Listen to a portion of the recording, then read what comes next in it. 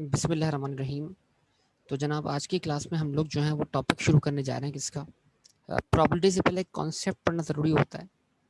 उसको हम कहते हैं काउंटिंग टेक्निक्स। ठीक है जी। तो आज हम शुरू करने जा रहे हैं टॉपिक काउंटिंग टेक्निक्स।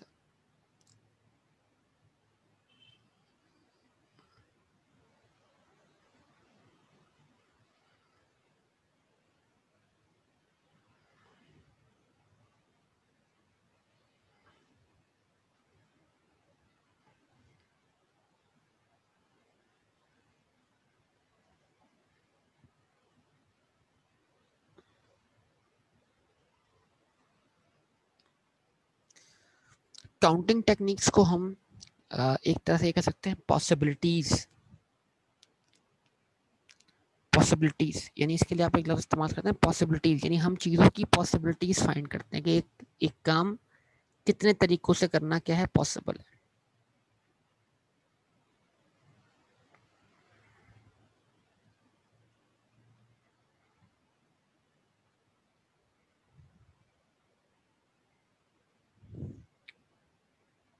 यानी हम पॉसिबिलिटीज फाइंड कर रहे हैं।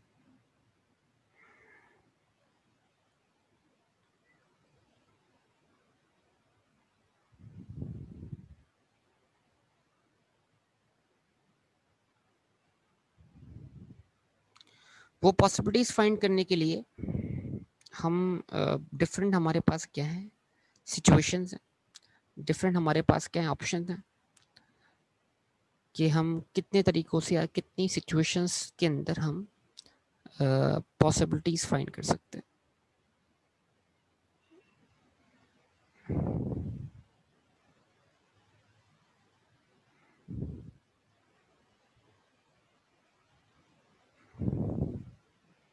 तो इसको तीन हिस्सों में ज़रा बयान करूंगा आपसे। तीन बुनियादी हिस्से हैं, फिर इसके अंदर फर्दर पार्ट्स होंगे। ठीक है जी। पहले हिस्से को मैं नाम दे रहा हूं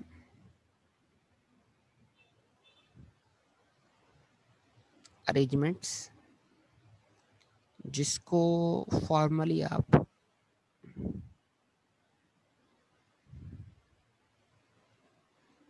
परमुटेशंस भी कह सकते हैं।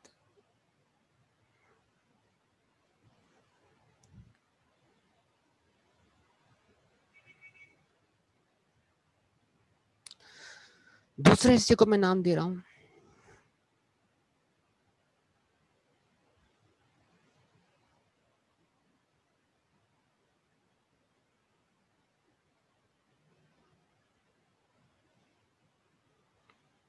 Fundamental principal.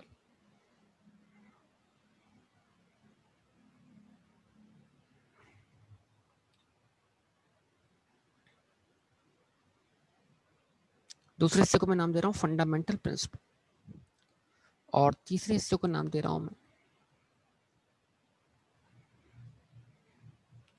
सिलेक्शन,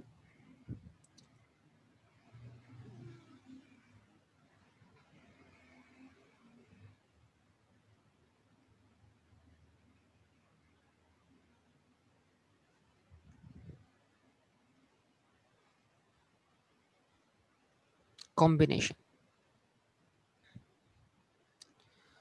ठीक है जी। तो काउंटिंग टेक्निक्स, पॉसिबिलिटीज, चीज़ों की पॉसिबिलिटीज, काम परफॉर्म करने की पॉसिबिलिटीज, डिफरेंट टास्क पूरे करने की पॉसिबिलिटीज निकालने के लिए हमें ये बातें समझने की ज़रूरत है। अरेंजमेंट्स, एक नाम देंगे हम उसको परमुटेशंस का। सिलेक्शन, नाम देंगे हम कॉम्बिनेशंस का। लेकिन सबसे बुनियादी चीज़ जो इसके अंदर है वो फंडामेंटल प्रिंसिपल है। यानी लिखा मैंने इसको सेंटर में क्योंकि ये दोनों पे एप्लीकेबल होगा। अरेंजमेंट्स पे भी एप्लीकेबल होगा, सिलेक्शंस पे भी एप्लीकेबल होगा। तो फंडामेंटल प्रिंसिपल पहले सीखेंगे। लेकिन बहरहाल मैं एक स्केच बना रहा हूँ, पहले उस स्केच को देख लें, फिर हम बारी बारी इस स्केच के अंदर मौजूद चीज़ों पर क्या करेंगे, डिस्कशन करेंगे। हाँ जी, यहाँ तक बात समझ में आ रही है सब लोगों को बेटा?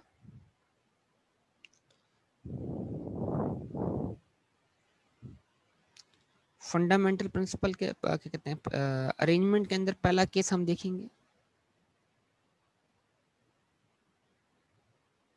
When number of places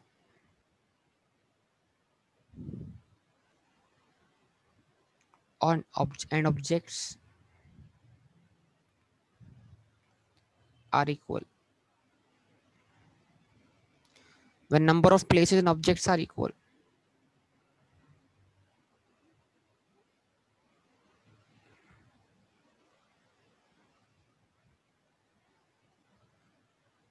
we use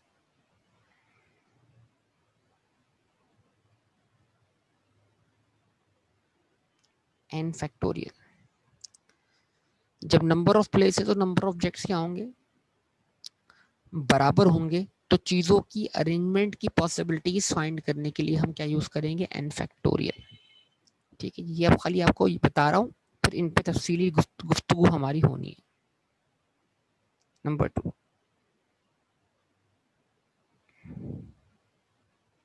when number of places and objects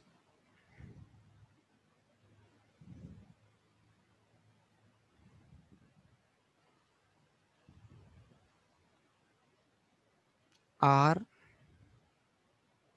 not equal,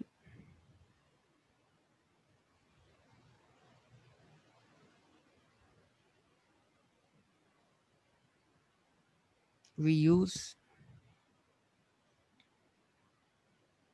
NPR। NPR मतलब n permutations taken at r times। तो जाहिर सी बात, अभी तो उसके बारे में कोई तफसील नहीं बता रहा, सिर्फ बता रहा हूँ कि ये सिचुएशंस हैं जो हमने देखनी होंगी। जनाब क्या लिख रहे हैं सब लोग, नोट कर रहे हैं सब लोग, प्लीज रिस्पॉन्स कीजिएगा। Number 3,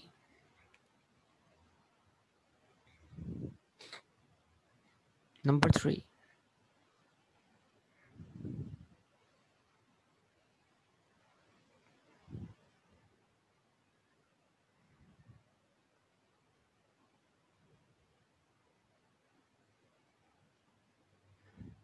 distinct permutations from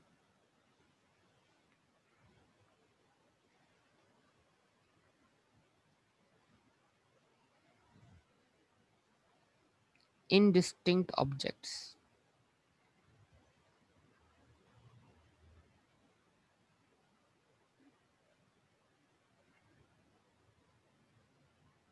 Distinct permutation from indistinct object।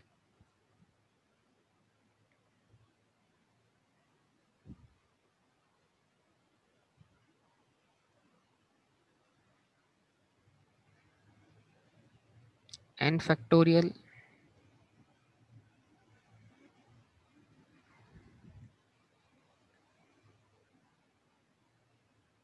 divide by what,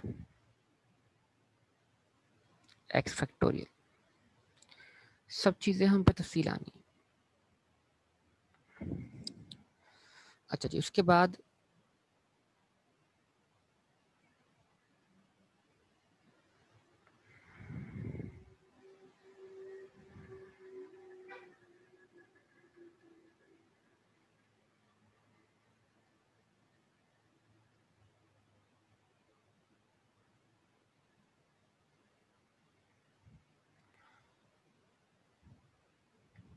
selection या कॉम्बिनेशन।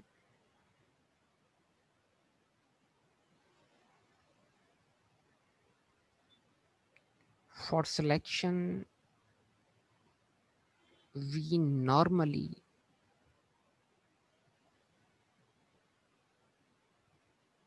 use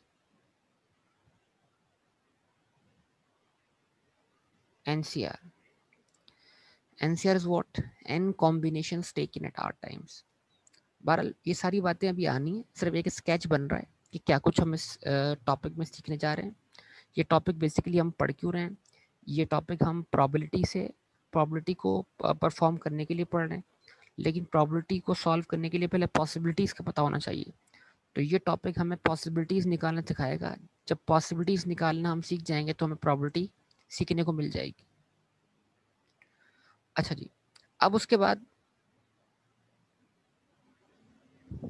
फंडामेंटल प्रिंसिपल जो कि की प्रिंसिपल है इसका, इसको ध्यान में रखिएगा। यहीं से हमारी बात शुरू होगी।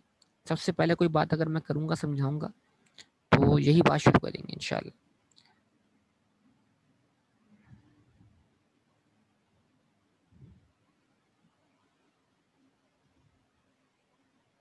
To know the possibilities,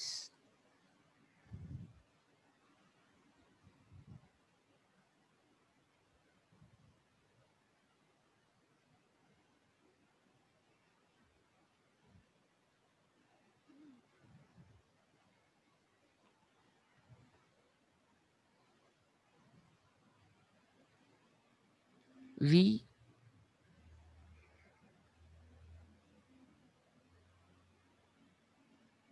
multiply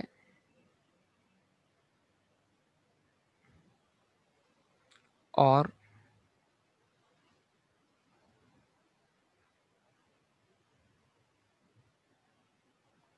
add,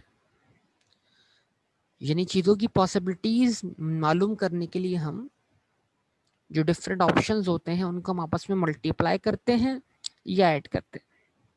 अब सवाल ये है कि मल्टीप्लाई कब करना है।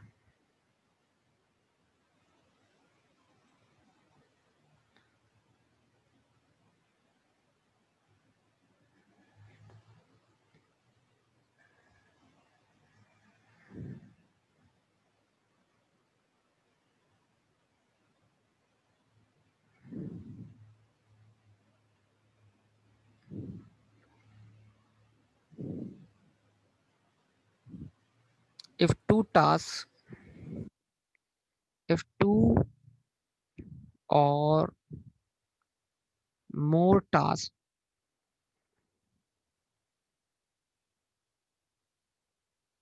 can be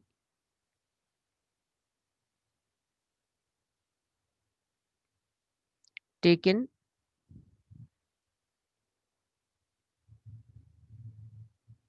together,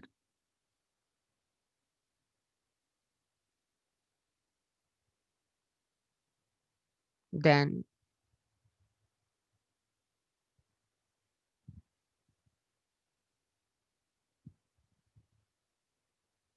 possibilities are m1 multiplied by m2।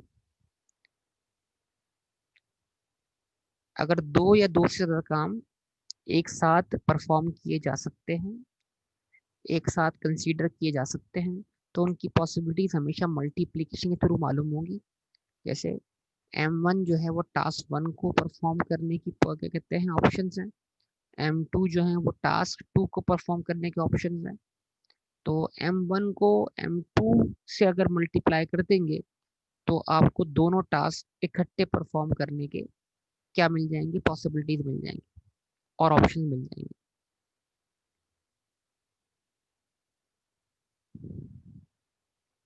Addition,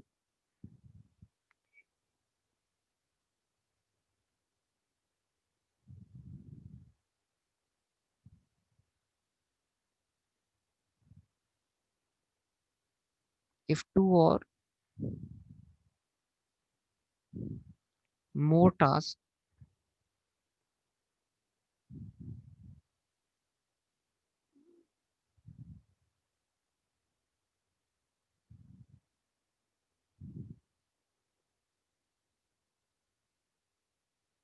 if two or more tasks cannot be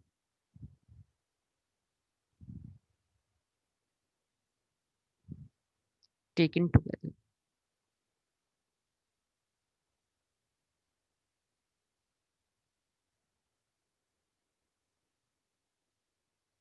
then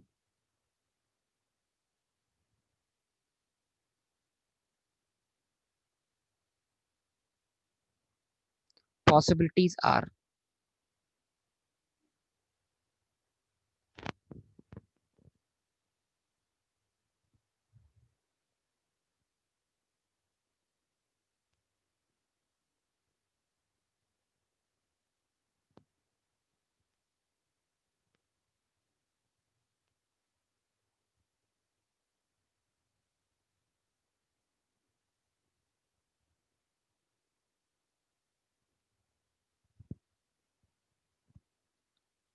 तो एडिशन क्या है जनाब कि अगर दो या दो से ज्यादा टास्क इकट्ठे परफॉर्म ना हो सकते हो तो उन टास्क को परफॉर्म करने की जो पॉसिबिलिटीज निकालने के लिए फंडामेंटल प्रिंसिपल होगा, यूज होगा, उस फंडामेंटल प्रिंसिपल का नाम क्या है? एडिशन। और आप क्या करेंगे फिर उन दोनों टास्क के जो ऑप्शन होंगे उनको आपस में प्लस कर देंगे, दो या दो से ज्यादा होंगे तो और प्लस कर देंगे मजीद, M1 + M2 + M3। तो यहाँ जस्ट मैंने एग्जांपल इस तरह दी है कि दो टास्क है, अगर वो दोनों इकट्ठे परफॉर्म हो सकते हैं तो उनकी उनकी जो पॉसिबिलिटीज हैं वो क्या हो जाएंगी, आपस में मल्टीप्लाई हो जाएंगी। और वो अगर इकट्ठे परफॉर्म नहीं हो सकते तो उनकी पॉसिबिलिटीज आपस में ऐड हो जाएंगी। तो अभी तक तो स्केच बना है, कोई एग्जाम्पल वगैरह कुछ भी नहीं आई। जैसे स्केच, आप पहले इसको कॉपी कर लें और कॉपी करने के बाद फिर क्या करें, मैं इसके ऊपर बारी बारी बात करता हूँ। तो मैं बात शुरू करूंगा फंडामेंटल प्रिंसिपल से। आप मुझे बताइए काइंडली कि आपने इसको कॉपी कर लिया? जवाब दें बेटा।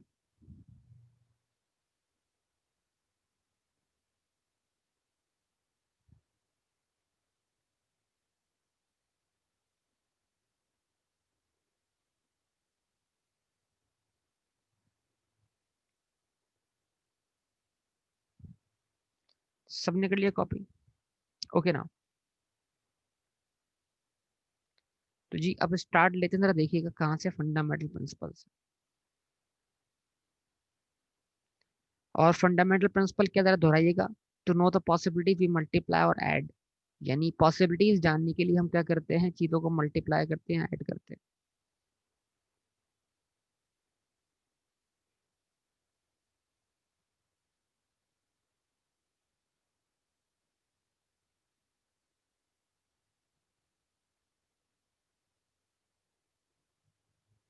Fundamental principle.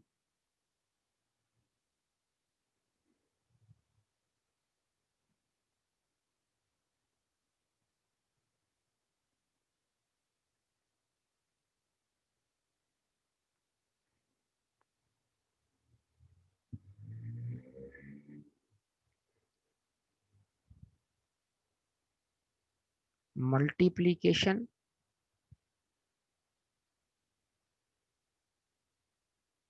And number 2 addition.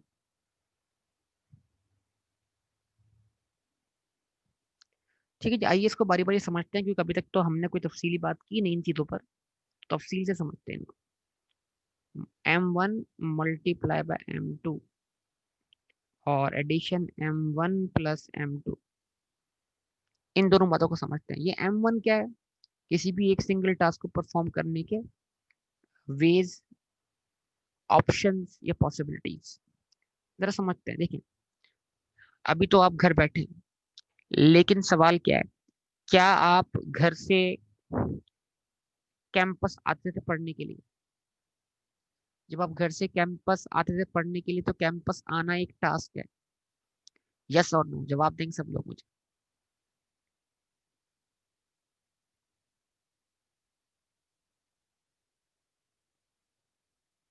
ठीक है जी। तो घर से जब कैंपस आते थे तो थोड़ा क्या कहते हैं, आने से पहले कुछ तैयारी करके आते होंगे ना, कपड़े, जूते, एक अटायर होती है, मतलब हुलिया। हुलिया, कोई हुलिया बना कर आते थे, हुलिया। तो जब लड़के घर से बाहर निकलते हैं, ठीक है जी, तो बाहर निकलते वक्त उनके पास अपनी अटायर बनाने के लिए क्या क्या ऑप्शन होते हैं। तो ये एक टास्क है कि क्या अटायर वेयर करनी है उन्होंने। जो अटायर वेयर करनी है उसको पूरा करने के लिए उनके पास क्या क्या ऑप्शन है। हाँ भाई, क्या ऑप्शन है?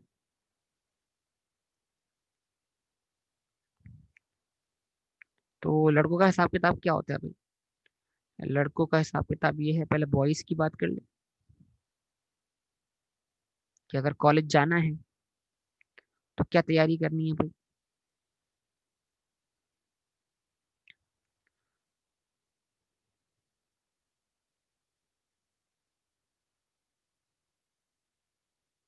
जीन्स होंगी,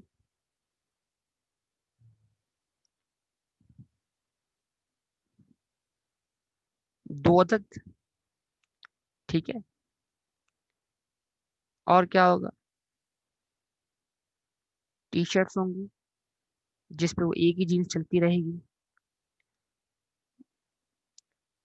उसके बाद पेयर ऑफ शू।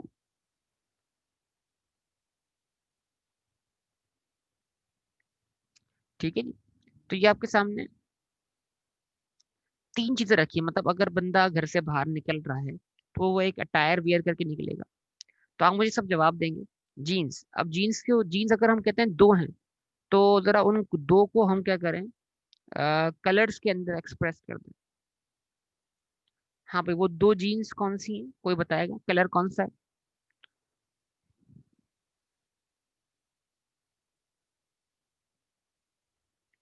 दो कलर बता देंगे जीन्स के। ब्लू एंड ब्लैक, अच्छा। ब्लू एंड ब्लैक में बी दो दफा आएगा, तो मैं चाहता नहीं हूँ कि बी दो दफा आए ना। एक बार अगर इस्तेमाल हो गया बी ब्लैक के लिए, तो फिर दोबारा ब्लू के लिए भी इस्तेमाल ना करो। ठीक है ना?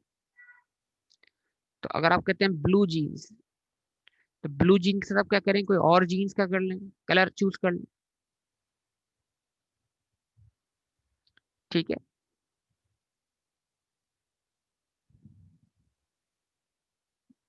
हाँ जी। अली शेर ख्वाजा कह रहे हैं कैमल। चलो भाई कैमल, ब्लू एंड कैमल। ठीक है। उसके बाद टी शर्ट्स, मान लीजिए 6 अदद है, 6 अदद टी शर्ट्स। उनके कलर बताइए। कलर वो बताइए कि इसमें बी इस्तेमाल ना हो ना सी इस्तेमाल। Colours of six, 6 T shirts. उन्हें कह रहे हैं रेड, आगे बेटा। White, green. अली शेर ख्वाजा कह रहे हैं पर्पल।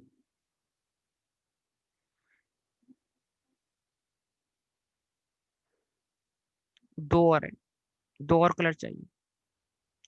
अली शेर ख्वाजा कह रहे हैं ऑरेंज। क्या बात है, येलो। ठीक है जी। Pair of shoe just one है, जॉगर्स। ठीक है। तो अब सवाल ये है कि जनाब, आप लड़के जो हैं, अगर वो अपने कपड़ों का वार्डरोब ओपन करते हैं, तो ये वार्डरोब ओपन करके उनके पास ये ऑप्शंस अवेलेबल है।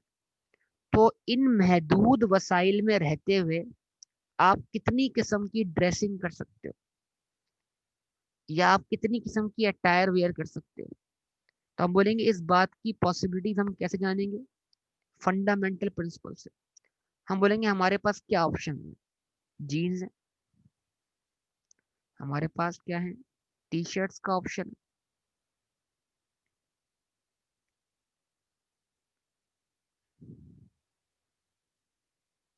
और हमारे पास क्या है, पेयर ऑफ शूज का ऑप्शन।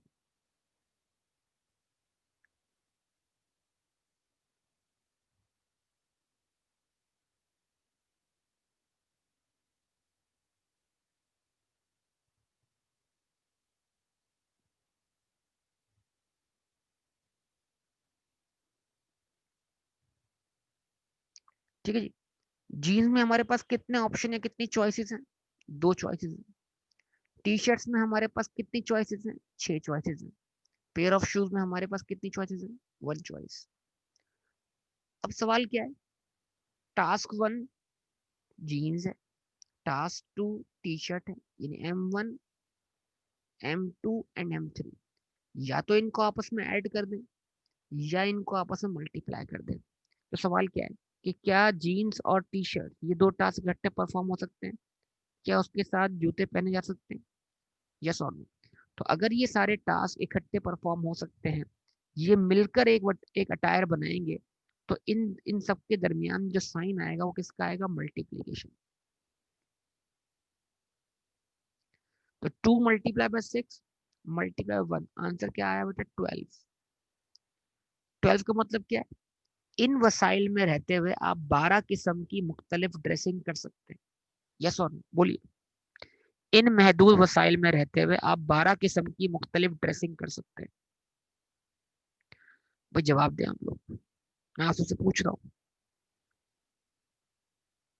कैसे, जरा देखिएगा। अब इसमें इसमें एडिशन भी मौजूद है, जरा देखिएगा एडिशन भी। जीन्स आप दो में से कोई एक ही पहन सकते हैं ना at a time. At a time क्या दो दोनों जीन्स आपके इस्तेमाल में आ सकती है? एट अ टाइम आप जीन्स तो दो में से कोई एक पहनेंगे ना।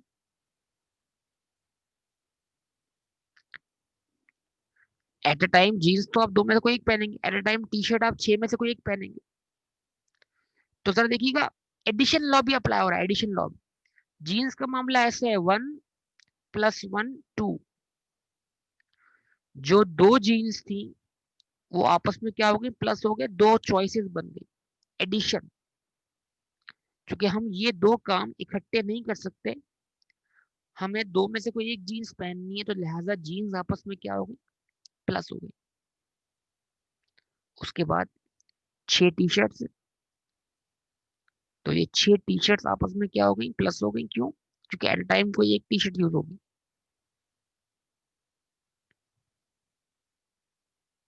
समझ पा रहे हैं इस बात को बेटा?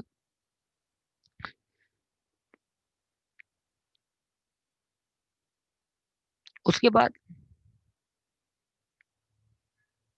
ये तो वन ही है यहाँ पर।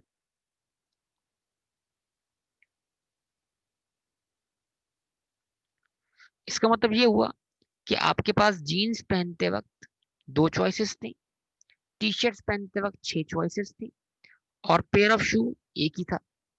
तो दो में से आप कोई एक जीन्स यूज करेंगे, तो लिहाजा ये दो काम इकट्ठे नहीं हो सकते। लिहाजा इनके साथ क्या कर दिया आपने, साइन लगा दिया किसका, एडिशन का। ये 6 काम इकट्ठे नहीं हो सकते, लिहाजा इनके दरमियान क्या लग गया, साइन एडिशन का। ये सारे प्लस होकर आए। लेकिन क्योंकि जीन्स के साथ शर्ट और शर्ट के साथ पेयर ऑफ शू इस्तेमाल हो सकता है, तो इन सब के दरमियान साइन किसका लगा, मल्टीप्लीकेशन का। To know the possibilities we multiply और ऐड, ये है फंडामेंटल प्रिंसिपल। अब सारा मसला ये है कि ये चीजें हमें थोड़ी टेक्निकल लगती हैं, इसलिए कि हम इनको विजुअलाइज नहीं कर पाते। आइए ये समझिए कि इन 12 चीजों का मतलब क्या है। देखिए इसके लिए आपको करना है कि आपको एक डायग्राम सीखना है, उसको हम बोलते हैं ट्री डायग्राम। उसमें आप क्या करेंगे,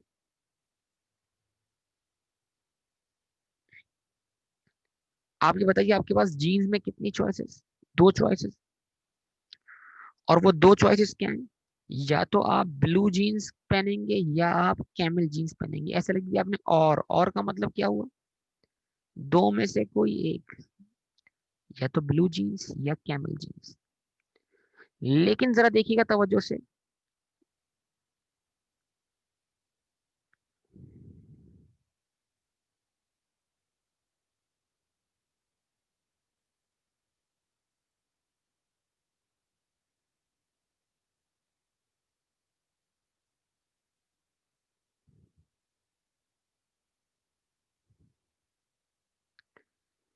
ब्लू जीन्स के साथ आप रेड टी शर्ट भी पहन सकते हैं। ब्लू जीन्स के साथ आप व्हाइट टी शर्ट भी पहन सकते हैं। ब्लू जीन्स के साथ आप ग्रीन टी शर्ट भी पहन सकते हैं। ब्लू जीन्स के साथ आप पर्पल टी शर्ट भी पहन सकते हैं, ऑरेंज भी पहन सकते हैं, येलो भी पहन सकते हैं। इस तरह कैमल जीन्स के साथ आप red, white, green, purple, orange and yellow. तो इस तरह अगर आप देखते हैं कि आपके जो रिजल्ट्स बनेंगे वो 12 बनेंगे कैसे। 12 रिजल्ट आपको देखने को मिलेंगे, blue jeans with red T shirt, blue jeans with white T shirt, blue jeans with green T shirt, blue jeans with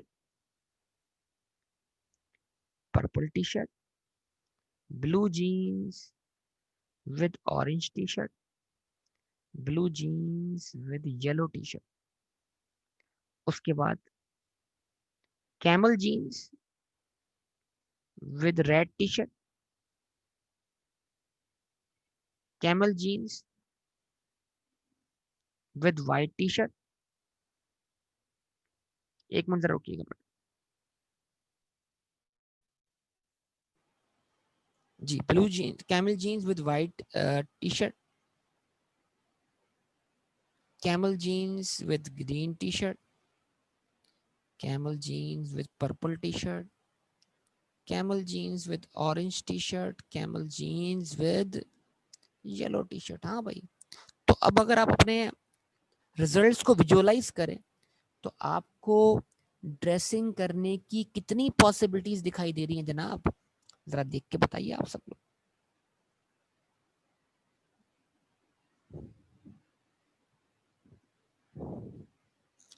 क्या 12 रिजल्ट दिखाई दे रहे हैं? क्या इन वसाइल में रहते हुए आप 12 किस्म की मुख्तलिफ ड्रेसिंग्स कर सकते हैं? तो to know the possibilities we multiply और ऐड। यहां तक बात समझ में आती है सबको बेटा?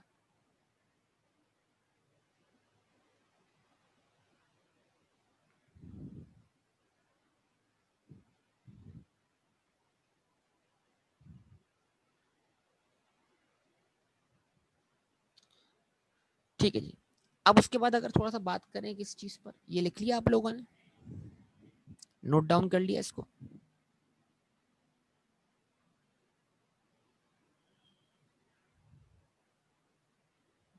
आगे चलें, इसी चीज को आगे लेके चलते हैं।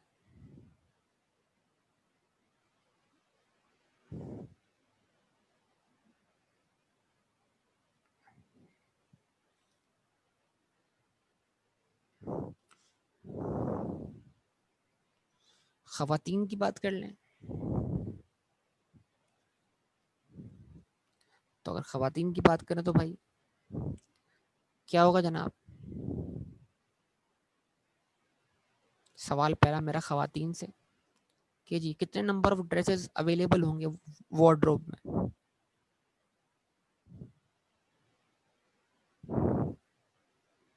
मैंने कहा सवाल है मेरा खवातीन से, जवाब आप दे रहे हैं बेटा।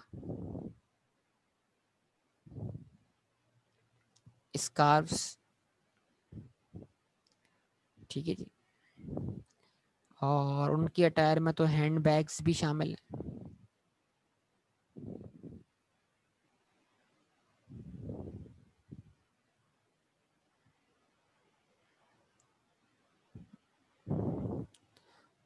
और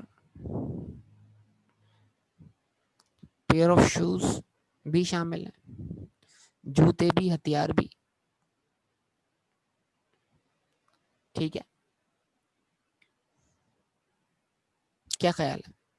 हाँ भाई बताइए, number of dresses, availability of, एक वक्त में कितने ड्रेसेस अवेलेबल हैं, एक क्वांटिटी बताइए मुझे आप लोग। Minimum quantity, minimum quantity.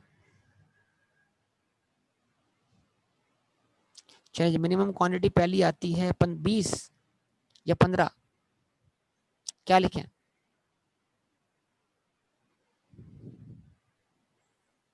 चलिए 20 लिख देते हैं आप। स्कार्फ्स,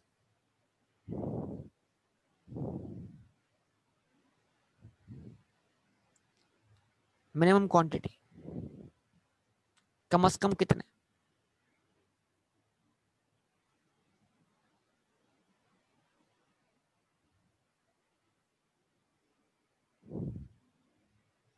पांच। चलिए तो 5 लिख दिए। Handbags, minimum quantity,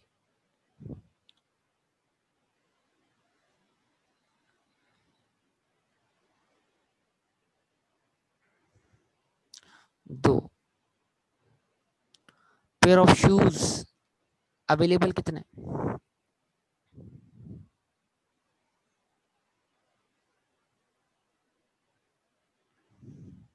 6। चलिए अब बोलते हैं to know the possibilities we multiply. Dress, scarf, handbags, pair of shoes. तो ड्रेसेस के अंदर आपके पास कितनी चॉइसेस हैं? 20। स्कार्फ आपके पास कितने मौजूद हैं? 5, यूज कोई एक होगा। हैंडबैग कितने अवेलेबल हैं? 2। और पेयर ऑफ शूज कितने अवेलेबल हैं? 6। तो इन महदूद वसाइल में रहते हुए आप कितनी किस्म की अटायर वेयर कर सकते हैं? 20 multiply by 5 multiply by 2 multiply by 6, जरा बताइएगा। टोटल पॉसिबिलिटीज कि इन महदूद वसाइल में रहते हुए आप कितनी किस्म की मुख्तलिफ ड्रेसिंग्स या अटायर वेयर कर सकते हैं? क्या आंसर है?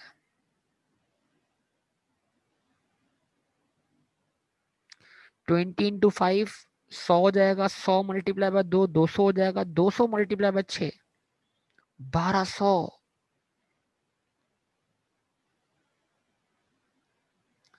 तो इन महदूद वसाइल में रहते हुए आप 1200 किस्म की मुख्तलिफ ड्रेसिंग कर सकते हैं,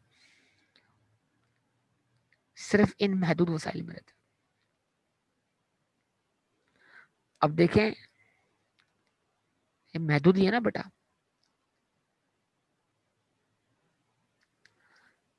साल में दिन कितने होते हैं? साल में दिन कितने होते हैं? 365। और इनमें रहते हुए आप 1200 किस्म की मुख्तलिफ ड्रेसिंग कर सकते हैं। तो जरा आप हर दिन, मतलब एक नया लुक होगा, हर दिन एक नया लुक होगा, और जो लुक एक बार इस्तेमाल हुआ दोबारा इस्तेमाल नहीं होगा। ठीक है, तो 1200 किस्म के मुख्तलिफ लुक्स, अगर इसको आप डिवाइड करें 365 से, तो ये कितने साल का सामान है? तकरीबन ऑलमोस्ट 3 इयर्स।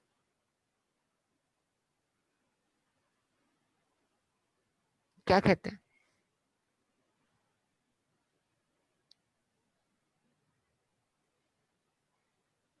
तो मतलब अगर आप इसके अंदर जिस तरह भी मैंने कहते हैं आपके सामने कॉम्बिनेशंस बनाए मुख्तलिफ किस्म के, कि कौन सी जीन्स के साथ कौन सी टी शर्ट्स, तो यहाँ पर कौन से ड्रेस के साथ कौन सा स्कार्फ, उसके साथ कौन सा हैंडबैग, उसके साथ कौन सा पेयर ऑफ शू। तो इस तरह हर ड्रेस के साथ 5 स्कार्फ आएंगे, 2 हैंडबैग आएंगे, और 6 पेयर ऑफ शूज आएंगे।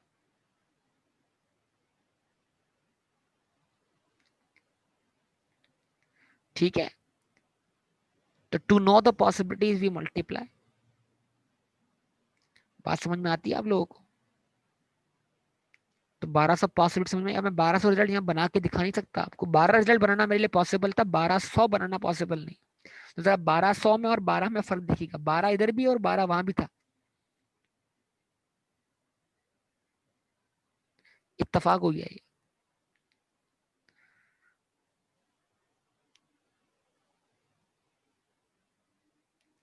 ठीक है जी।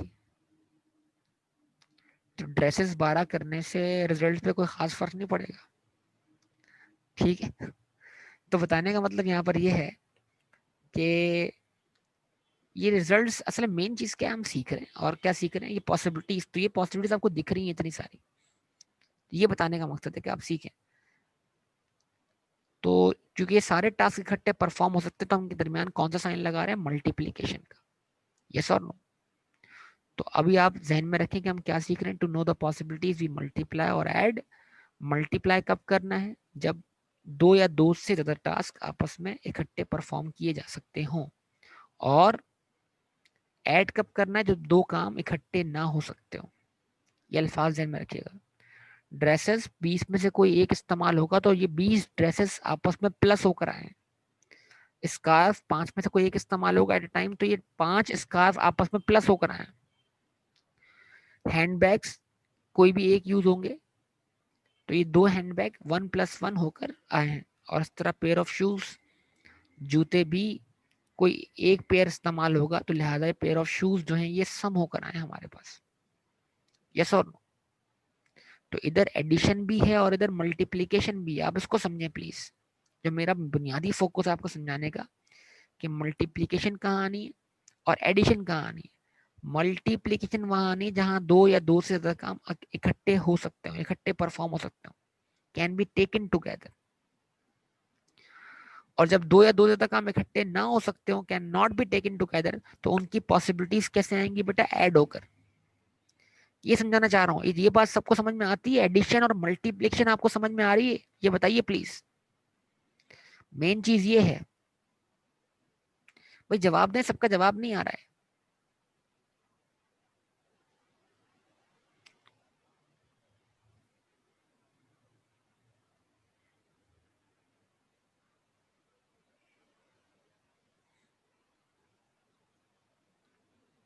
चलिए एक सवाल करते हैं आपसे।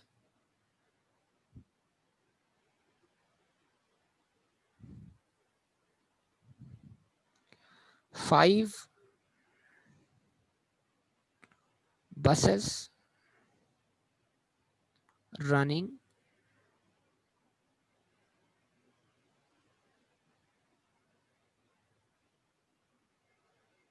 between Karachi and Hyderabad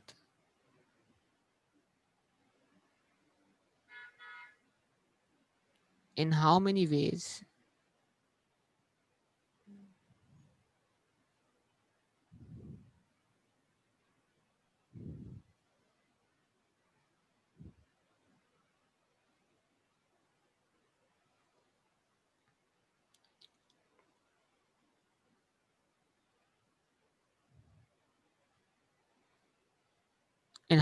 can a person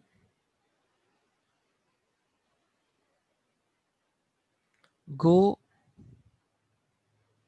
from Karachi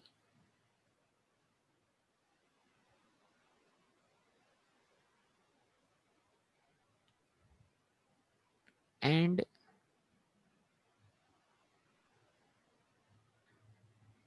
return on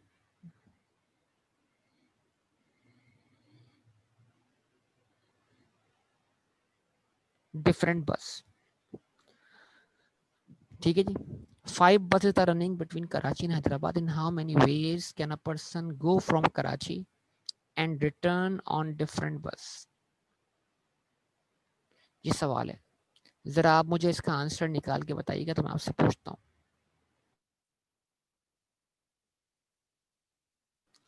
जी जनाब। तो आंसर आया आप लोगों के, बहुत से लोगों ने इसमें आंसर सही नहीं दिए। करेक्ट आंसर क्या दिखेगा? देखिए सोचें, बसेस कितनी है? 5। तो आना और जाना टेकन टुगेदर, इस पूरे को एक क्या करें आप, जर्नी बने, एक जर्नी की बात कर लें आप। तो आने और जाने को मिलाकर बात करें, सबसे पहली बात। दूसरी बात, जाते वक्त कितने आपके पास, कराची से हैदराबाद जाते वक्त कितने ऑप्शन है? 5 buses are running between Karachi and Hyderabad. In how many ways can a person go from Karachi and return on a different bus? तो पहले आप सोचें, कराची से हैदराबाद जाना है, how many choices you have? कितनी चॉइसेस हैं आपके पास? बताइए सब लोग। आप बोलेंगे 5 चॉइसेस हैं। यस और नो बोलिए। क्योंकि आप 5 में से कोई एक बस इस्तेमाल करेंगे ना, पांचों में तो नहीं बैठ सकते एट अ टाइम। लेकिन एक शर्त लगा दी आपके ऊपर, एंड रिटर्न ऑन डिफरेंट बस। अगर यही 5 बसेस चल रही हैं कराची और हैदराबाद के दरमियान, लेकिन जब आप वापसी आओगे तो वापसी आते वक्त आप उस बस में नहीं आ सकते जिसमें आप गए थे। तो वापसी आते वक्त आपके पास एक बस का ऑप्शन कम हो गया या नहीं हुआ? वापसी आते वक्त आप 5 में से वो बस तो यूज नहीं करोगे जो आपने जाते वक्त यूज की थी। तो फिर इट मींस वापसी आते वक्त आपके पास कितनी बसेस का ऑप्शन हुआ? 4 बसेस का। यस और नो? अब सारा मसला क्या है, इनके दरमियान प्लस का साइन लगाएं या मल्टीप्लाई का? तो बेटा जाते वक्त कितने ऑप्शंस? 5 ऑप्शंस। और आते वक्त कितने ऑप्शन? 4 ऑप्शंस। तो जाना और आना if taken together is what? 5 into 4। Answer क्या बन जाएगा? 20। यानी जाने और आने के टोटल पॉसिबल कितने वेज हैं? 20 तरीके। कैसे, जरा इसको देखिएगा। हम बोलते हैं 5 बसेस हैं। बस ए है, बस बी है, बस सी है, डी है और ई है। बहुत तवज्जो चाहिए आप सबकी। बड़ा सिंपल वे है, ए में गया, बी में आया, ए में गया, सी में आया, ए में गया, डी में आया, ए में गया, ई में आया। भाई बाकी स्टूडेंट पार्टिसिपेट तो करें। बी में गया, ए में आया, बी में गया, सी में वापसी आ गया, बी में गया, डी में वापसी आ गया, बी में गया, ई में वापसी आ गया, सी में गया, ए में वापसी आया, सी में गया, बी में वापसी आया, सी में गया, डी में वापसी आया, सी में गया, ई में वापसी आया, डी में गया, ए में वापसी आया, डी में गया, बी में वापसी आया, डी में गया, सी में वापसी आया, डी में गया, ई में वापसी आया, ई में गया, ए में वापसी आया, ई में गया, बी में वापसी आया, ई में गया, सी में वापसी आया और ई में गया, डी में वापसी आया। यस और नो बोलिए, रिस्पॉन्स कीजिए please.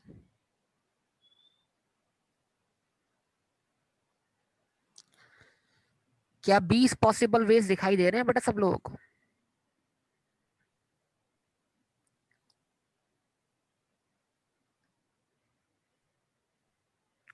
One two three four, 1 2 3 4 5, 20।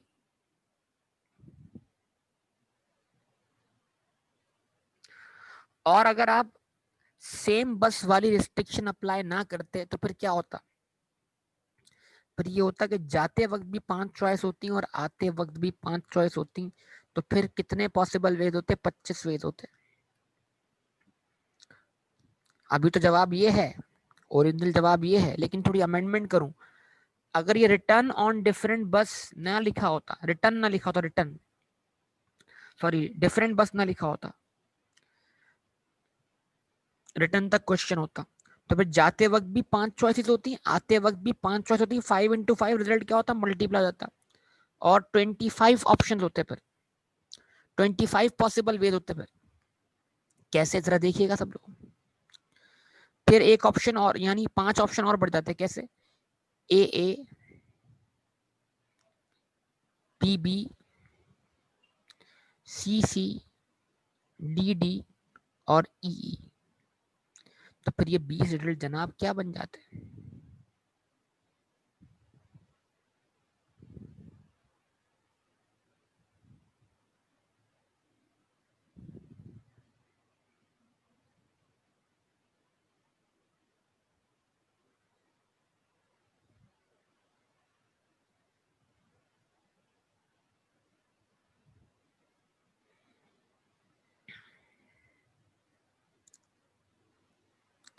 ये आपके सामने टोटल 25 पॉसिबल रिजल्ट बन जाते। फिर यस और नो बताइए, रिस्पॉन्स कीजिए प्लीज, जवाब दीजिए बराए मेहरबानी। आप लोग इसमें पार्टिसिपेट नहीं करेंगे तो फिर बात नहीं बन पाएगी।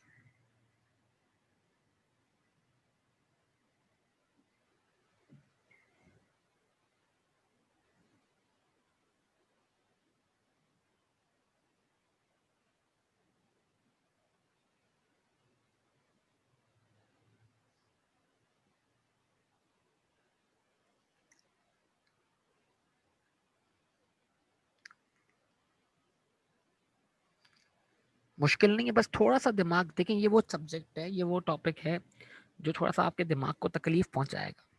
ठीक है ना? ठीक है। तो क्योंकि दिमाग का इस्तेमाल बहुत ज़्यादा होगा इसके अंदर, सोचना बहुत पड़ेगा। तो अगर ये आपने एक दफ़ा कर लिया इसको, तो ये है कि आपको आगे दिमाग खुल जाएगा चीज़ों के हवाले से, दिमाग काम करना शुरू हो जाएगा, तो अच्छी एक्सरसाइज हो जाएगी दिमाग की। ये चीज़ें ध्यान में रखिएगा।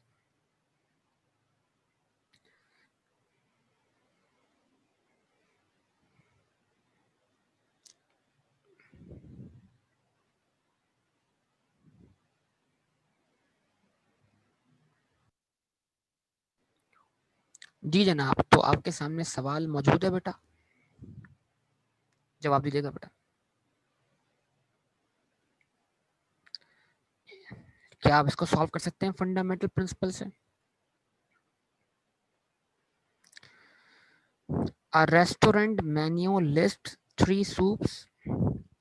एक रेस्टोरेंट का मेन्यू है जो कि क्या कर रहा है, 3 सूप्स लिस्ट कर रहा है कि भाई हमारे पास 3 किस्म के सूप्स हैं। 10 मीट डिशेस, 10 किस्म की जो है वो खाने की डिशेस हैं मीट में।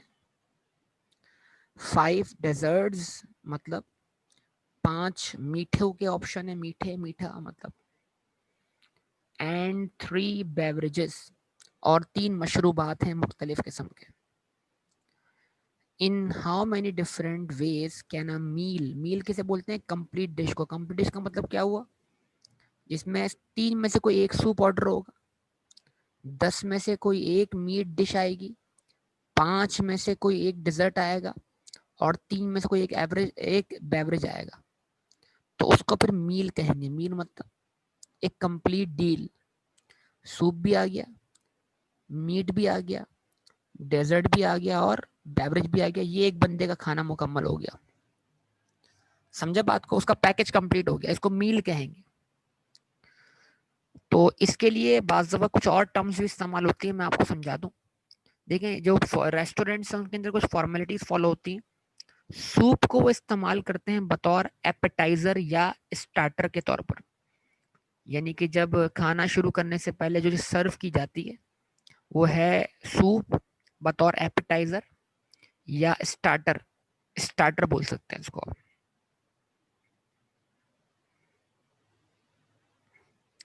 उसके बाद जो खाने की असल डिश है जिसको आप खाना बोलते हैं, उसको बोलते हैं मेन कोर्स। तो मेन कोर्स यानी असल खाने में क्या है, ये है। खाने के बाद कुछ मीठा खाने का दिल करता है, मीठे में क्या है, 5 डिजर्ट्स हो गए, केक, पुडिंग वगैरह वगैरह, सो ऑन। एंड 3 बेवरेजेस, मशरूबात, 3 मशरूबात है, पीने की चीजें। ठीक है जी। तो बताइए जरा, कितनी किस्म के मील्स ऑर्डर किए जा सकते हैं, या एक वक्त में रेस्टोरेंट जो है वो कितने किस्म के मील्स क्या कर रहा है, ऑफर कर रहा है लोगों को। क्या जवाब बना, आ जाना चाहिए जवाब। देखिए सिंपल, सूप, ठीक है जी, सूप है हमारे पास, मीट डिशेस आपके पास है, डेजर्ट है, और आपके पास बेवरेजेस है। सूप कितनी किस्म के हैं, 3 किस्म के। मीट डिशेस कितनी हैं, 10 किस्म की। डेजर्ट्स कितने हैं, 5 किस्म के। और बेवरेज कितने। तो to know the possibility multiply क्या कर देंगे, इनको मल्टीप्लाई कर देंगे, 3 × 10 × 5 × 3। तो 10 × 5 क्या हो जाएगा बेटा, 50, 50 × 3 150, 150 × 3 450। तो इसका आंसर क्या आएगा, 450। यानी ये रेस्टोरेंट जो है 450 किस्म के मुख्तलिफ मील्स ऑफर कर रहा है, या इस रेस्टोरेंट में जाने वाला कोई भी शख्स जो है वो 450 तरीकों से अपना ऑर्डर परफॉर्म कर सकता है। कुछ समझ पा रहे हैं मैं क्या बोल रहा हूँ। इस रेस्टोरेंट में जाने वाला शख्स जो है वो 450 किस्म का ऑर्डर दे सकता है, या वो 450 तरीकों से अपने ऑर्डर को परफॉर्म कर सकता है। इस बात को पिक करें इस तरीके से कि वो 3 में से कोई सा भी एक सूप सेलेक्ट करे, 10 में से कोई भी एक मीट डिश का करे, ऑर्डर करे, 5 में से कोई सा भी एक डेजर्ट ऑर्डर करे, और 3 में से कोई सा भी एक बेवरेज ऑर्डर करे। ये जो अब 3 सूप ये प्लस हो गए आपस में, क्योंकि ऑर्डर एट अ टाइम कोई एक ही होगा। 10 मीट डिशेस क्या हो गई आपस में प्लस हो गई, क्योंकि ऑर्डर एट अ टाइम कोई एक ही होगा। 5 डिजर्ट्स आपस में क्या हो गए प्लस हो गए, क्योंकि ऑर्डर एट अ टाइम कोई एक ही होगा। यस और नो, रिस्पॉन्स प्लीज, रिस्पॉन्स दें बेटा, बराए मेहरबानी। क्या ये बात आपको समझ में आती है बेटा? जवाब दीजिए। सब लोग रिस्पॉन्स देंगे तो बात बनेगी ना।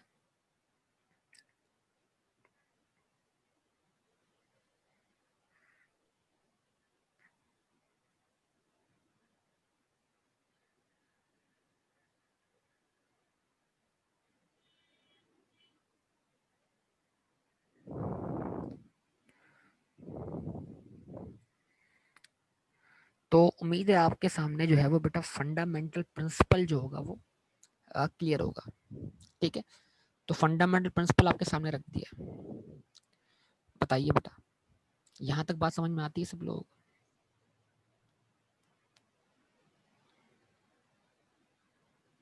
चलें, तो उम्मीद है इसकी आप मजीद प्रैक्टिस करके आप क्या करेंगे, क्वेश्चंस देखकर आपको आइडिया होता रहेगा। मजीद सीखने को बहुत कुछ है, गलतियां भी होंगी, ऐसा नहीं है कि गलतियां ना हो, लेकिन मेन चीज क्या होगी, क्वेश्चन रीड करके समझना। जब समझ नहीं आएगा तो गलतियां ज्यादा होंगी।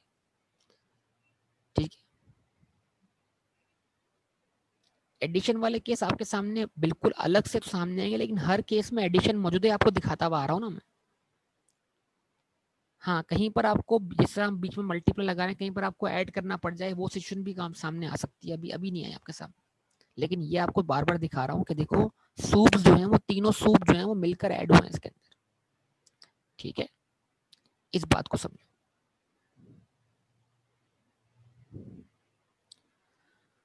अच्छा जी, अब उसके बाद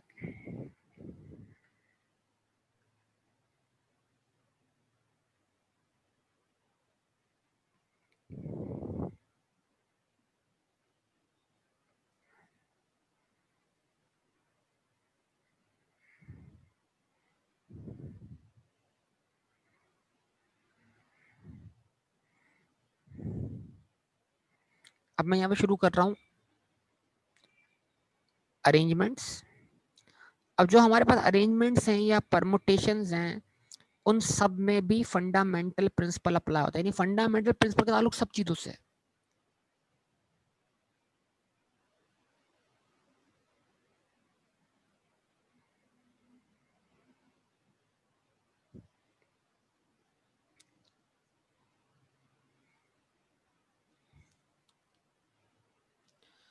ठीक है जी, और सबसे पहला केस जो हम सॉल्व करने जा रहे हैं वो क्या है, व्हेन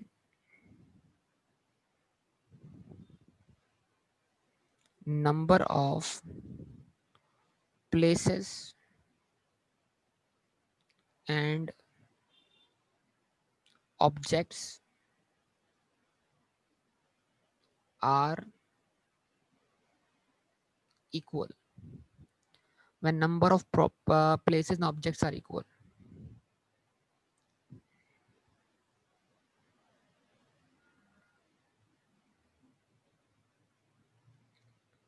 तो हम क्या यूज करेंगे, use what,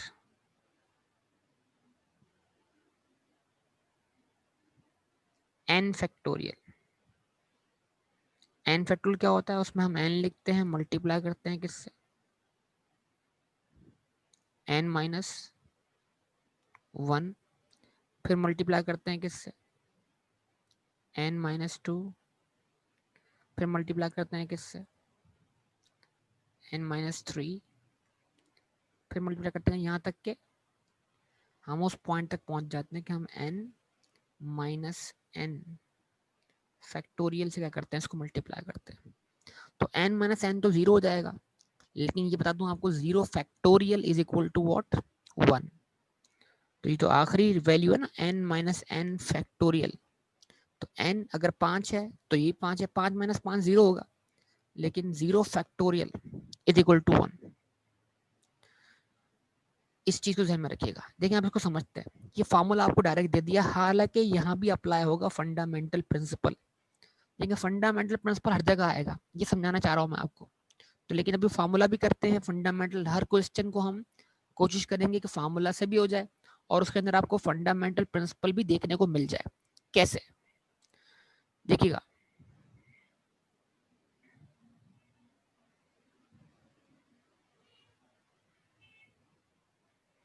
in how many ways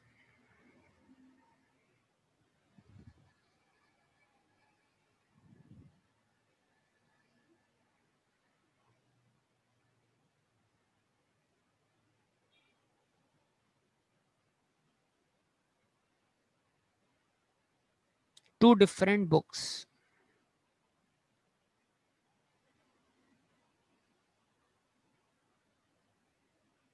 be arranged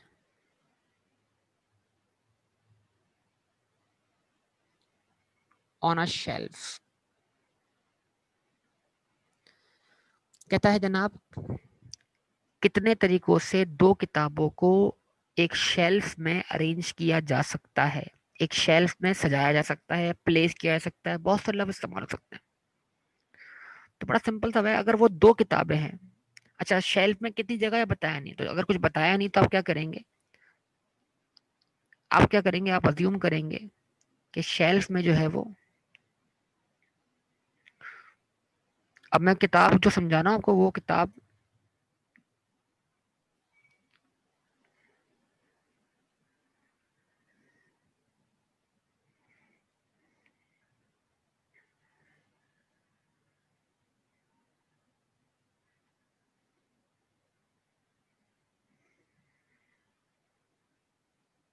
किताब शेल्फ में इस तरह रखी होती है, बैक साइड दिख रही होती है उसकी आपको।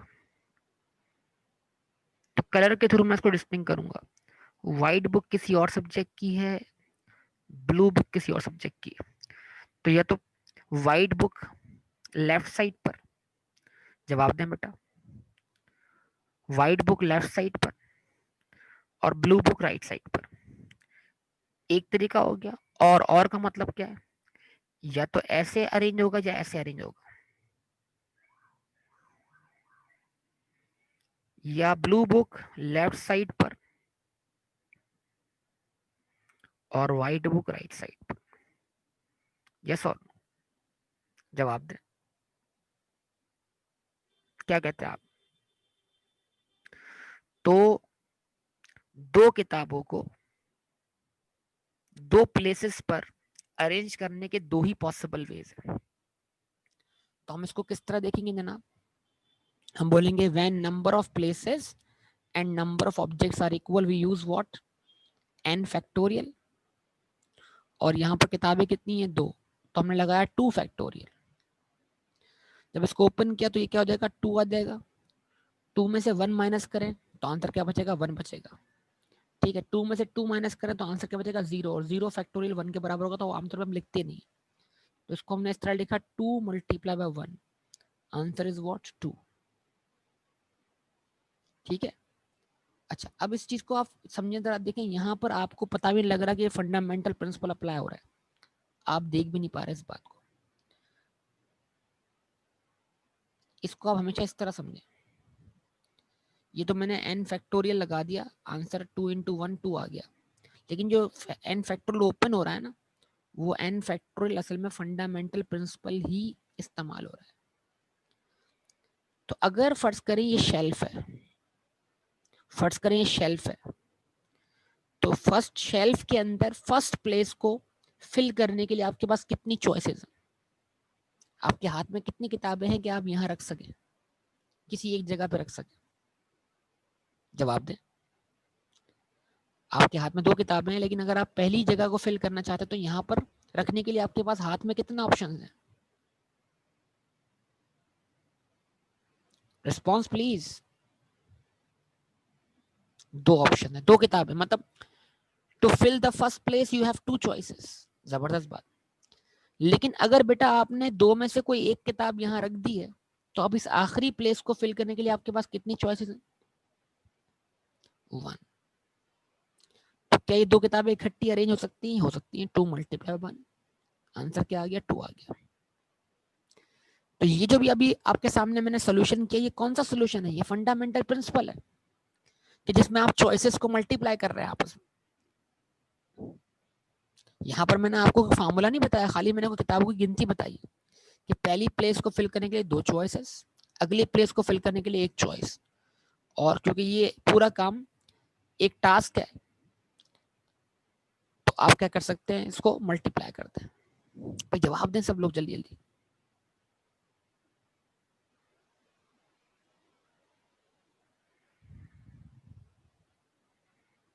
अच्छा ये ओके, आगे बढ़ते हैं, जरा देखते हैं इसको, मजीद आगे ले चलते हैं।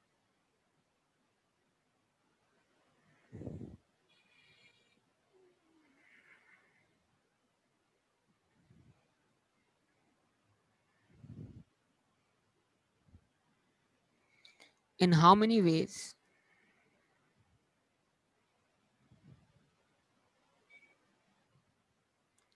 can two people be seated on, बस be seated कर दें इसको। दो लोग कितने तरीकों से बैठ सकते हैं। मान लीजिए अगर आपको प्लेसेस नहीं बताई तो आपको हमेशा प्लेसेस जो है वो इक्वल माननी। तो हम इसको इस तरह पढ़ेंगे, दो लोग दो प्लेसेस को कितने तरीकों से फिल कर सकते हैं। फर्ज कर ले कि अगर मैं आपकी क्लास में से दो बंदों को बुलाता हूं और सामने 2 चेयर्स पड़ी हैं, तो मैं कहता हूं उन 2 चेयर्स को फिल कर दो। तो 2 चेयर्स को 2 स्टूडेंट्स कैसे फिल कर सकते हैं। फर्ज करें हमने बुलाया अली को, हमने बुलाया हुनैन को।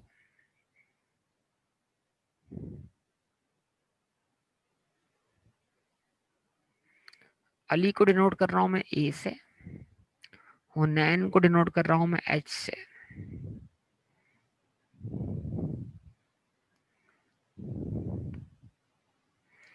तो अली और हुनैन दो प्लेसेस को कितने तरीकों से फिल कर सकते हैं।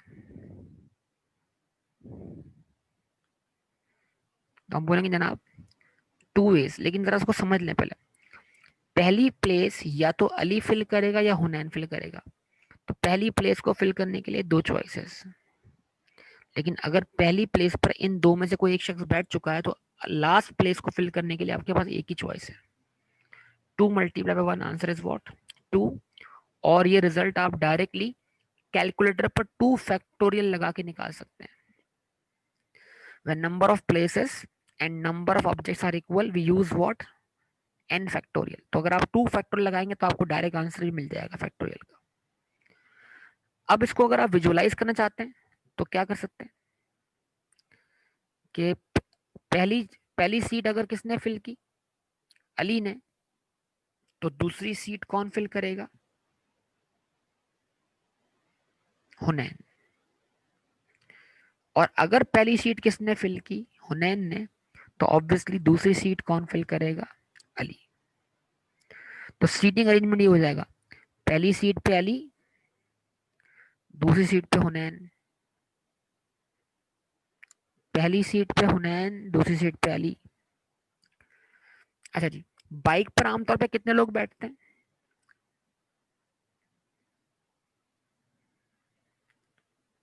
आमतौर पर यार, आमतौर पर 2 लोग बैठते हैं। ठीक है जी।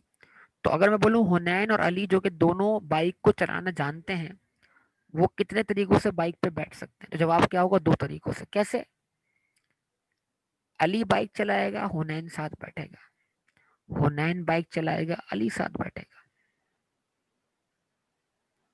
यार अल्लाह के बंदे, मजाक नहीं चल रहा अभी इस वक्त, बात समझ लो। अली चलाएगा, हुनैन साथ बैठेगा, हुनैन चलाएगा, अली साथ बैठेगा।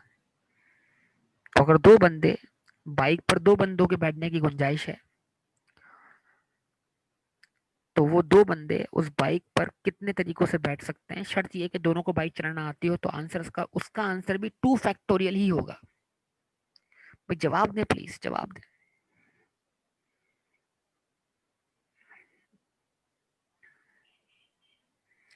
क्वेश्चन नंबर 3,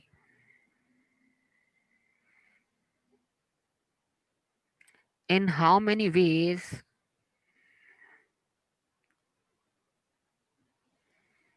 कैन 3 पीपल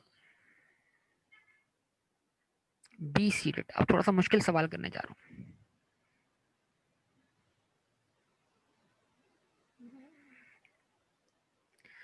कितने तरीकों से 3 लोग 3 प्लेसेस को फिल कर सकते हैं? अब आप जवाब दीजिए इसका। वो 3 लोग कौन है भाई? अली है, डिनोट किया हमने किसको? ए से।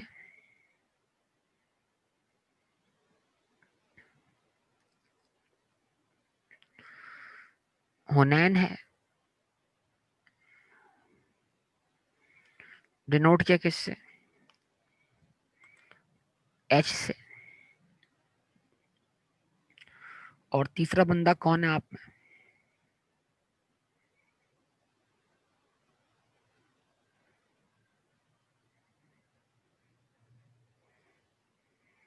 और सुमेर है, सुमेर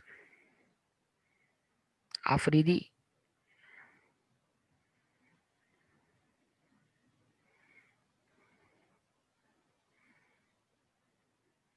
तो जरा बताइएगा, 3 लोग 3 प्लेसेस को कितने तरीकों से फिल कर सकते हैं? तो हमने कहा देखें, शर्त यह है, अगर आप फार्मूले का सोचेंगे तो आपको ये बात नहीं है कि लोग कितने हैं 3, और आगे बताया नहीं है प्लेसेस कितनी है। तो प्लेसेस भी आपने कितनी अज्यूम करनी है? 3।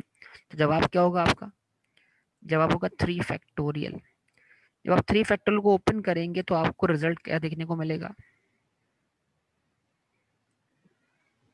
कि पहली प्लेस को फिल करने के लिए 3 चॉइसेस, मतलब पहली प्लेस को अली, हुनैन या सुमेर, इन तीनों में से कोई एक शख्स फिल कर देगा। लेकिन जब 3 में से कोई एक बैठ जाएगा तो अगली प्लेस को या अगली नशस्त को फिल करने के लिए कितने ऑप्शन बचेंगे? 2। और जब इन 2 में से भी कोई एक बैठ जाएगा तो आखिरी प्लेस को फिल करने के लिए कितने ऑप्शन बचेंगे? 1। जवाब दें बेटा। आंसर क्या आएगा इसका? 6। यस और नो? अगर आप इसको देखना चाहते हैं खुद, तो ये आप इसको खुद विजुलाइज करके देख लें। अगर पहली प्लेस किसने फिल की है? अली ने। दूसरी प्लेस किसने फिल की है? हुनैन ने। तीसरी प्लेस किसने फिल की है? सुमैर ने। एक अरेंजमेंट हो गई। अली अपनी जगह पे रहा, सुमैर हुनैन की जगह पर आ गया, हुनैन सुमैर की जगह पर चला गया। अब सुमैर अली की जगह पे आ गया, अली सुमैर की जगह पे चला गया, हुनैन यहीं बैठा रहा। सुमैर कहता अब मेरा उठने का मूड नहीं है, हुनैन यहाँ पर आ गया, अली यहाँ चला गया। अब हुनैन फर्स्ट सीट पे आ गया, सुमैर यहाँ चला गया, अली वहीं रहा। हुनैन फर्स्ट सीट पे रहा, अली यहाँ पर आ गया, सुमैर जहां था वहीं चला गया। अली, हुनैन, सुमैर, अली, सुमैर, हुनैन, सुमैर, अली, हुनैन, सुमैर, हुनैन, अली, हुनैन, सुमैर, अली, हुनैन, अली, सुमैर। जी, कितने वेज दिख रहे हैं आपको? बताइए, कितने वेज दिख रहे हैं आपको? 6।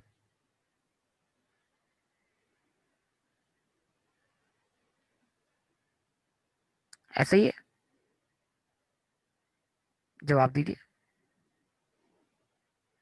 तो ये आपका जहां पर रिजल्ट छोटे हो तो वहां पर आपके सामने ये पॉसिबिलिटीज विजुलाइज हो जानी चाहिए, और इनको बनाना भी कोई मुश्किल काम नहीं है। आप इनको बना सकते हैं चाहें तो। इसके लिए आप बनाएं ट्री डायग्राम। ट्री डायग्राम मतलब ये ट्री डायग्राम बनता है इस वर्किंग से। पहली सीट के लिए 3 रिजल्ट, तो 3 शाखें निकाल दें, फिर 2 रिजल्ट, 2 शाखें निकाल दें। तो ऐसे कर दिया आपने। पहली सीट या तो अली फिल करेगा, या हुनैन फिल करेगा, या सुमैर फिल करेगा।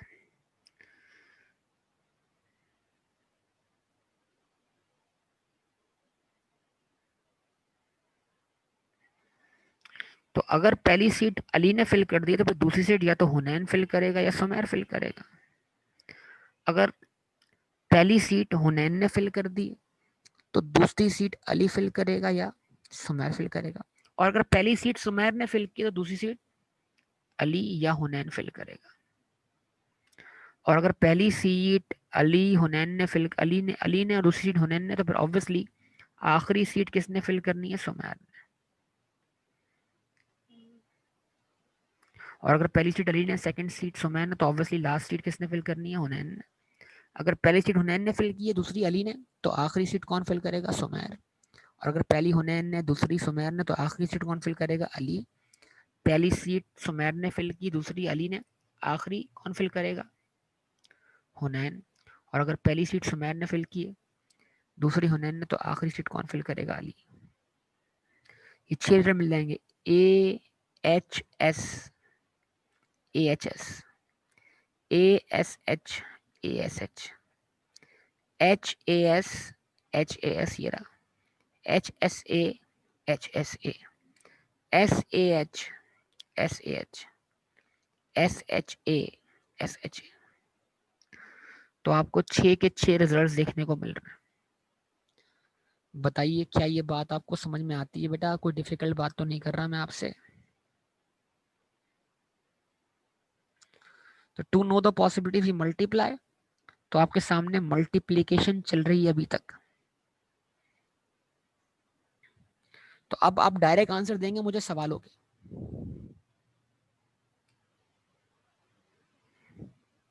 जवाब दें। लिख लिया आप लोगों ने?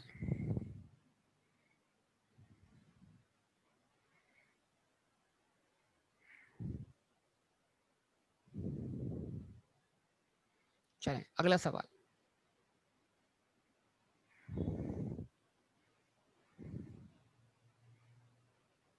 In how many ways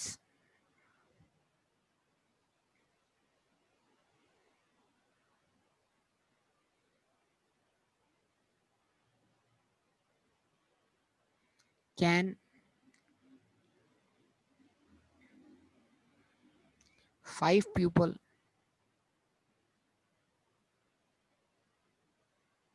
be seated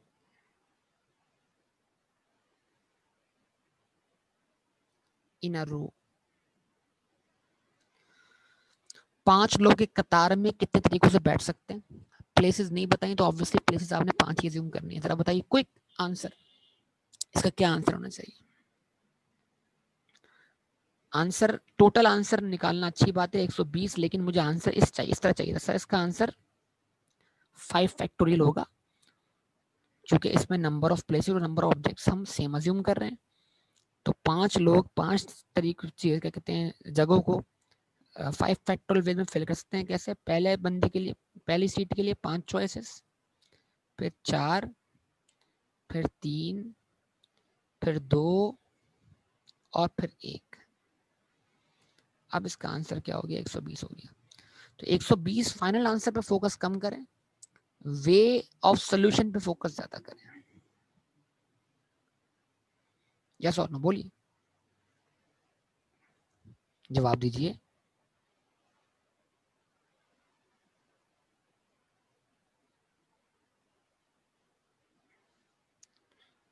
quick जवाब क्या था बेटा? 5 फैक्टोरियल। इससे क्विक जवाब हो सकता है? क्विक जवाब क्या था? बंदा कैलकुलेट भी ना करे और डायरेक्ट क्या बोले? 5 फैक्टोरियल।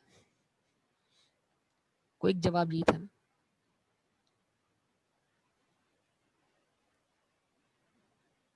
अब यहां से थोड़ा सा दिमाग डिफरेंट मोड पे जाएगा, ख्याल रखिएगा। How many words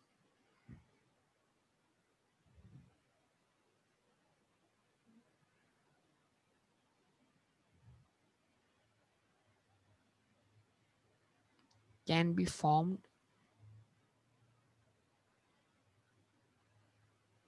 from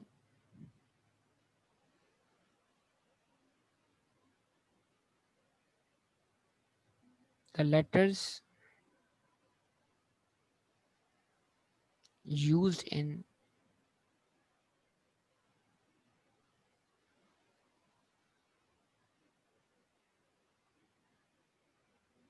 article? Article लफ्ज में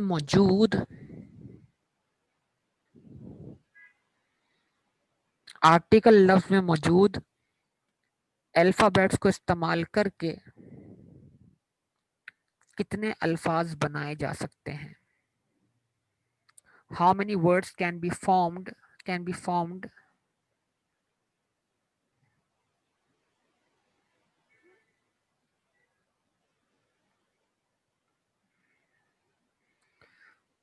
How many words can be formed from the letters used in article?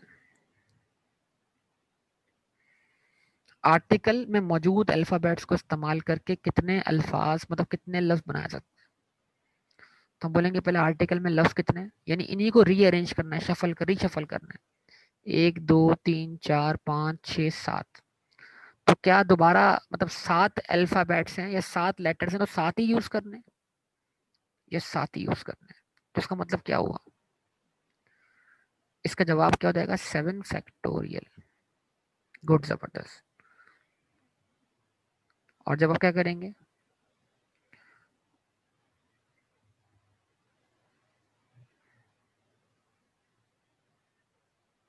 आप बोलेंगे फर्स्ट प्लेस को फिल करने के लिए 7 चॉइसेस, फिर 6, फिर 5, फिर 4, फिर 3, फिर 2, फिर 1।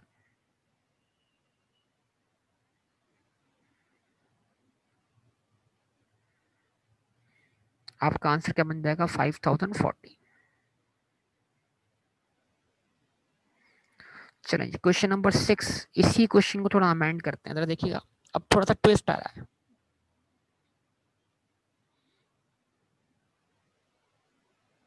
How many words can be formed from the letters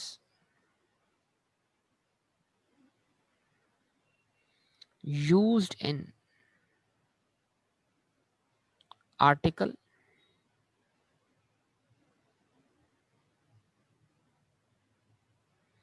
if का मतलब क्या? कंडीशन लग गई। if vowels occupy the even places। चलिए, अब ये पहली टेक्निकलिटी आप फेस करने जा रहे हैं। How many words can be form from the letters use in article if vowels occupy the even places? जल्दी से क्विक।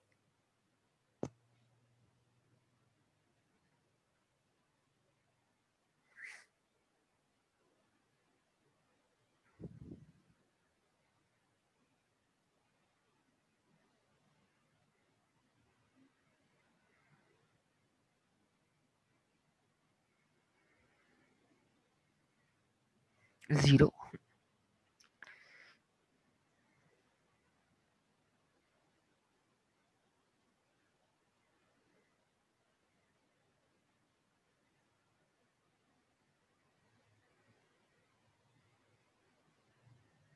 जीरो कैसे बेटा?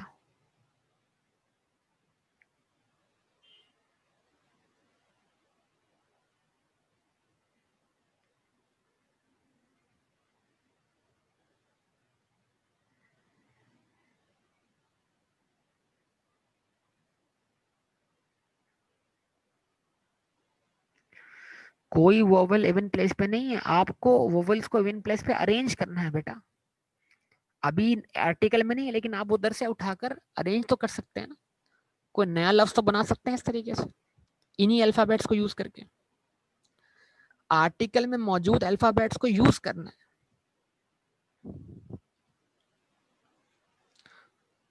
हाँ जी, 7 प्लेसेस हैं आपके पास टोटल।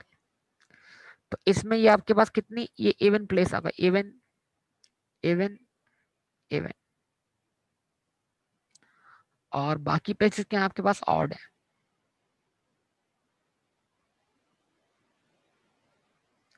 तो जरा सब बताइए, हम गिन के बताइए सब, कि हमारे पास इवन प्लेसेस कितनी है?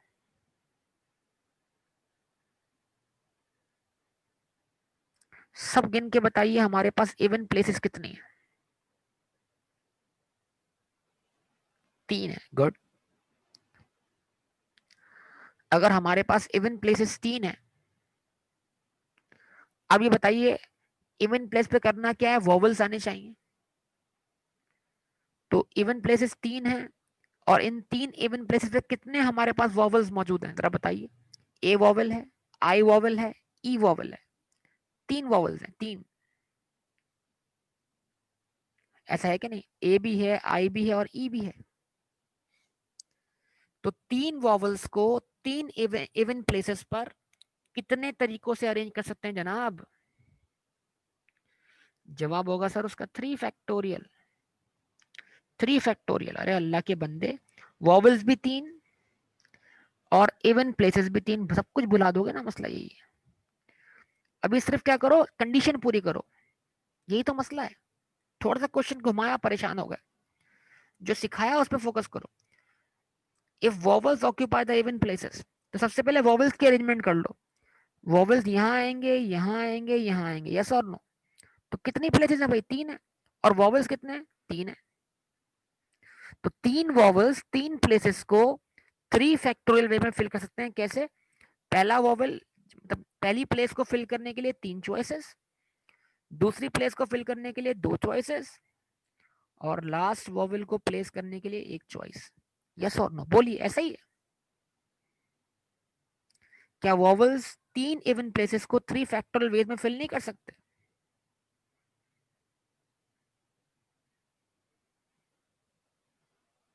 अच्छा, अब बचा क्या हमारे पास?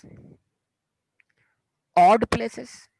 तो अगर वॉवल्स की अरेंजमेंट हो चुकी है, तो अब किसकी अरेंजमेंट होनी है? सिर्फ कॉन्सोनेंट की। और कॉन्सोनेंट कहाँ आने? ऑड प्लेसेस पर। और ऑड प्लेस कितनी है हमारे पास? 1 2 3 और 4।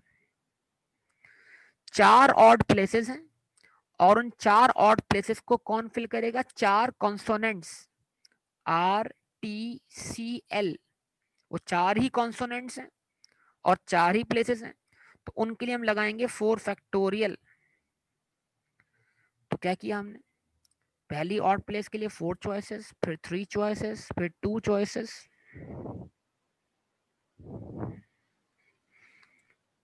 4 चॉइसेस, 3 चॉइसेस, फिर 2 चॉइसेस और फिर 1। और आपको पूरा लफ्ज बनाना है, तो ये सारी चीजें क्या हो जाएंगी? आपस में मल्टीप्लाई हो जाएंगी।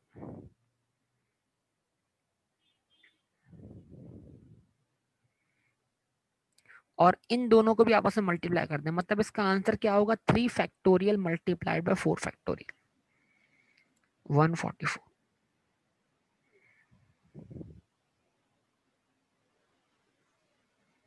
समझ पाए बात? यार, टास्क 1 क्या था? वॉवेल्स की अरेंजमेंट। टास्क 2 क्या था? कॉन्सोनेंट की अरेंजमेंट। और इन दोनों ने मिलकर लफ्ज बनाना था, तो ये दोनों क्या हो गए? आपस में मल्टीप्लाई हो गए, मिलके ही लफ्ज बनेगा ना।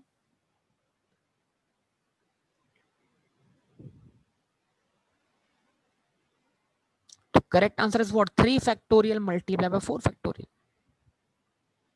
जवाब दें आप लोग, बेटे जवाब दें। तो उम्मीद है बेटा यहाँ तक आपको सारी बातें समझ में आई होंगी। इंशाल्लाह इसको हम कल की क्लास में कंटिन्यू करेंगे मजीद, और आप देखें, इसको सीखें। और आप लोग क्या करेंगे बेटा?